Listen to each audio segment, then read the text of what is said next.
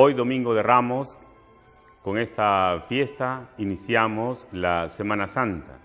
Quisiera compartir con ustedes alguna reflexión que se encuentra en el Evangelio correspondiente a esta fiesta, que es el Evangelio de Lucas, donde Jesús pues comparte con sus amigos en la cena y de esa manera también está instituyendo el sacramento de la Eucaristía. Más adelante, cuando sus discípulos conversan acerca de quién es el más importante, Jesús pues afirma que, haciendo un contraste, como dice, las autoridades de este mundo presionan, ¿no?, explotan a los pueblos.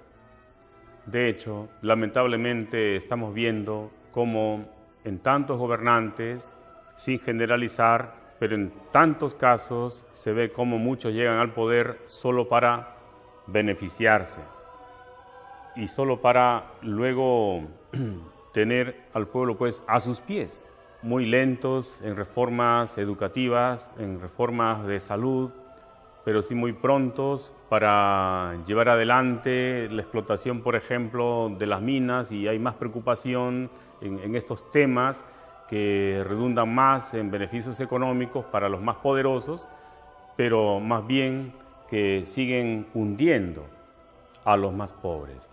Este es un tema pues que también está presente incluso en el diálogo de los seguidores de Jesús cuando le preguntan quién es el más importante. Por eso Jesús va a decir que el más importante no es aquel que está por encima de los demás, aquel que pisotea, aquel que desprecia, sino más bien dice: el que quiera ser el primero, hágase el último, hágase el que sirve, ¿no?, el más sencillo, el humilde. De hecho, esto lo dice Jesús no porque se le ocurre o porque quiera solamente decirlo de palabra, sino porque Él mismo hace lo que dice.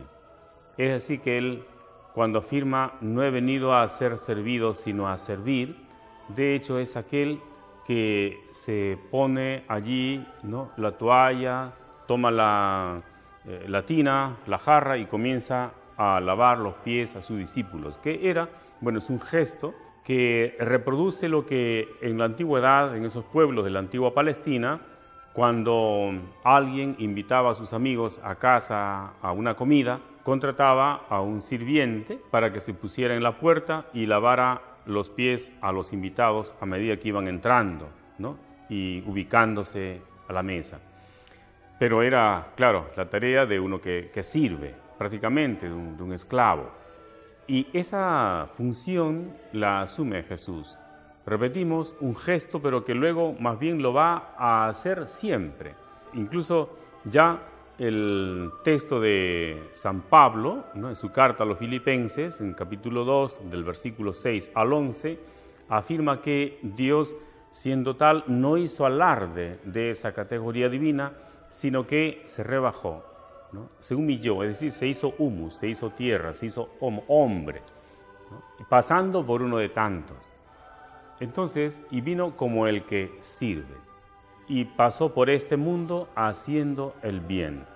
Así tiene que ser entonces cada cristiano, o aquel que se identifica con Jesús. Porque cuando uno se identifica con alguien, quiere hacer lo que el otro hace, ¿no? Ya vemos a nuestros jóvenes, por ejemplo, cuando imitan el look, ¿no?, el peinado, etcétera, de su ídolo, sea un futbolista, un cantante. Pero la identificación nuestra va mucho más allá. No, la identificación de un cristiano no puede abarcar solo lo externo, sino que tiene que abarcar sobre todo el corazón, ¿no?, seguir el corazón de Jesús, ¿no? Por eso es muy importante pues que cuando nosotros pensamos en estas palabras de Jesús, hacerse el último, estamos queriendo también actuar como Jesús. Y eso no tiene nada que ver con la baja autoestima, la humillación, etcétera, ni mucho menos la degradación. Todo lo contrario, eso es liberación, ¿no? ¿Por qué? Porque nos libra del orgullo, de la vanidad. Vivimos en un mundo muchas veces tan artificial, y, ¿por qué no decirlo, incluso hipócrita, ¿no? Queremos aparentar lo que no somos, queremos fingir lo que no alcanzamos a hacer en la realidad, ¿no? Por eso Jesús nos pide siempre autenticidad, y esa autenticidad comienza por la humildad. A lo mejor nos cuesta, una vez más, ¿no? En un mundo tan de imagen, tan de pantalla, pero es algo más bien que nos libera y nos lleva a la auténtica paz, a la alegría.